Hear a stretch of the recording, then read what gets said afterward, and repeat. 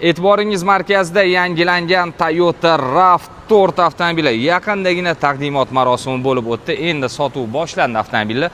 Bu 2,5 litrli benzinli dvigatel bilan jihozlangan 240 ta ot kuchiga ega gibrid, lekin uni zaryad qilish shart emas. Shuni olasiz, benzin quyasiz, 95 bo'ldi. Mashina o'zini o'zi zaryad qilib ketaveradi. Polnopриводный old orqa g'ildiraklari ham avtomobilni harakatga keltiradi. Ichki qismiga baho bering. Orqasini ko'rsatman. Mana buni qarang, dizaynini juda ham chiroyli ishlangan. Ichki qismlari ham a'lo darajada. Gap yo'q.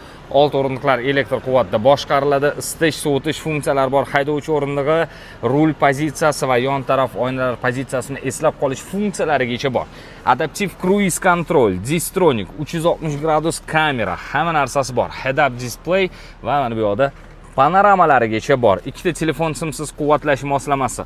Qorda, yomon yo'llarda, mana bunaqa gruntlarda yurishga mo'ljallangan maxsus rejimlari, sport, normal, eco rejimlarigacha bor. Mana ko'rib turganimizdek, juda ham zo'r avtomobil. Avtomobilimiz sotuvda, narxi 689 million so'm.